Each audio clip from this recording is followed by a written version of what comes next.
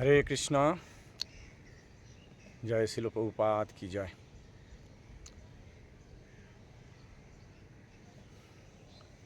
দর্শকবৃন্দ, আবার আপনাদের প্রশ্ন উত্তর নিয়ে আমি উপস্থিত হয়েছি।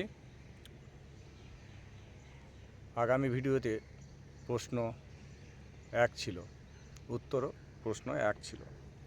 আজকের প্রশ্ন 2 নম্বর প্রশ্ন কি এবং তার উত্তরে কি বলছে আপনাদেরকে জানাবো। একটা জিনিস জানবেন, সদ্গুরু পাওয়া খুবই ভাগ্যের ব্যাপার। গুরু তো অনেক আছে, আজকাল আপনারা দেখবেন রাস্তাঘাটে গলিতে অলিতে গলিতে গুরু আছে, কিন্তু প্রকৃত সদ্গুরু যে আমার প্রকৃত আলোর রাস্তা দেখাবে অন্ধকারের থেকে, এই জন্ম মৃত্যু জরাব্যাধি থেকে যে উদ্ধার করবে, সেই হলো প্রকৃত গুরু। এটা আপনারা ভেবেচিন্তে দেখবেন।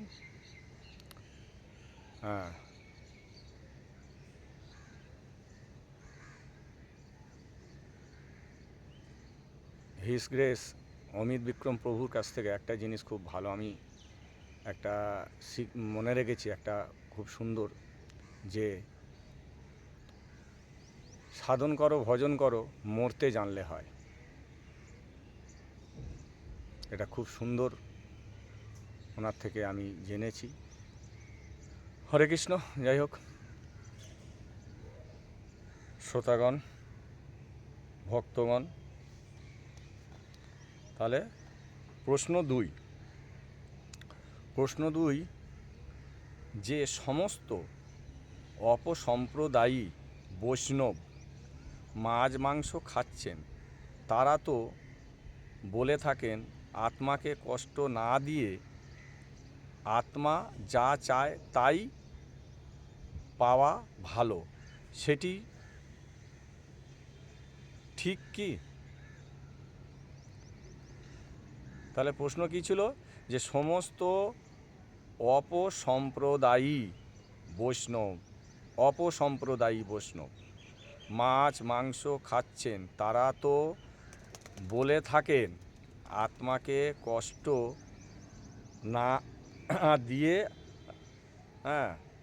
আত্মা যা চায় তাই পাওয়া ভালো, সেটি কি ঠিক?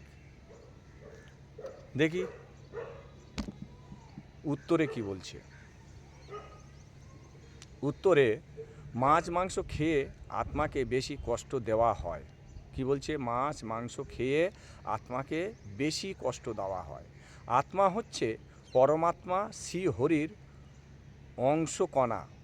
শ্রীহরির নির্দেশ মতো পরিচালিত হয়ে আত্মা সন্তুষ্ট হয়। কি বলছে? যে শ্রীহরির নির্দেশ মতো পরিচালিত হয়েই আত্মা সন্তুষ্ট হয়, অন্যথা সে জড় জাগতিক সংস্পর্শে থেকে কষ্ট ভোগ করে।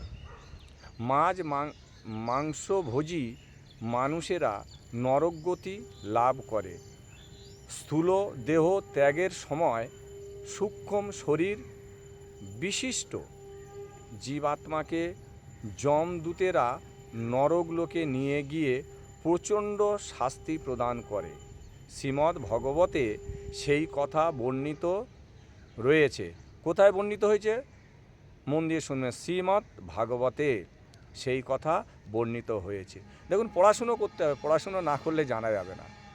মন গড়া কিছু কেউ বলে দিল, সেটা দিয়ে কিছু জানা যায় না। ওই জন্য শাস্ত্র পড়তে হবে।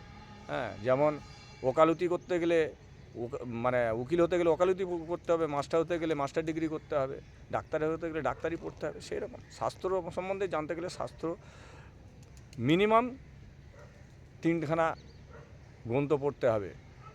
শ্রীমদ্ ভগবত গীতা যথাযথ, শ্রীমদ্ ভাগবতম এবং চৈতন্য চরিতামৃত।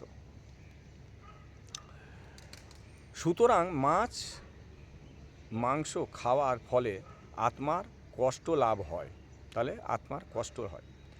এই সব কথা অনুধাবন করে বহু মানুষ অপসম্প্রদায়ী ভাবধারায় থেকে মুক্ত হওয়ার চেষ্টা করছে এবং আমিষ আহার বর্জনপূর্বক তারা নতুন করে শুচিশুদ্ধ জীবন যাপন করছে। বোঝা গেল? এটা 2 নম্বর প্রশ্ন ছিল, উত্তর আপনারা পেলেন। হ্যাঁ, যা কিছু আমি এখান থেকে বলবো বিভিন্ন শাস্ত্র থেকে এবং বিভিন্ন মানে মহান মহান ব্যক্তি দিয়ে, শুধু আমাদের ভারতবর্ষ না, আমাদের ভারতবর্ষেরও বাইরে মহান মহান ব্যক্তিরা কি বলেছে সেসব নিয়েও শোনাবো, বলবো আপনাদেরকে।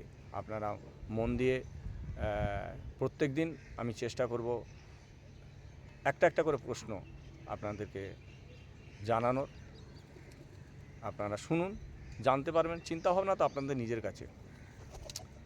আপনারা ভালো মন্দ সবাই তো আছে, আমরা বুঝি, তা সেটা আমাদের প্রত্যেক ব্যক্তিগত ব্যাপার, কিন্তু কোনটা ভালো কোনটা খারাপ সেটা চিন্তা ভাবনা করবেন।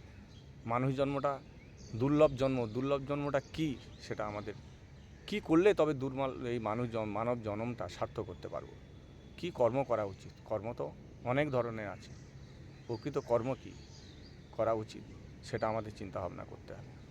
যাই হোক, আপনারা চিন্তা ভাবনা আপনাদের কাছে। সাধুদের কাজ হলো সৎ বুদ্ধি দেওয়া, সৎ রাস্তা দেখানো। আমার গুরুর থেকে, আমার জগৎগুরু প্রভুপাদের থেকে যা শিক্ষা পেয়েছি আমি চেষ্টা করি কিঞ্চিৎ আপনাদের মধ্যে আমার যা বোধগম্য হয়েছে আর কি এই সামান্য এতে, তাই চেষ্টা করি আপনাদের মধ্যে তুলে ধরা। কতটা ঠিক আপনাদের মধ্যে তুলে ধরতে পারছি আমি জানি না, তাই কোনো ভুল ত্রুটি হলে ক্ষমা করবেন। হরে কৃষ্ণ কৃষ্ণ কৃষ্ণ হরে হরে, হরে রাম রাম রাম হরে হরে। তবে আরেকবার বলবো, সাধন করো, ভজন করো, মরতে জানলে হয়। জয় জগৎগুরু শিল প্রভুপাদ কি জয়।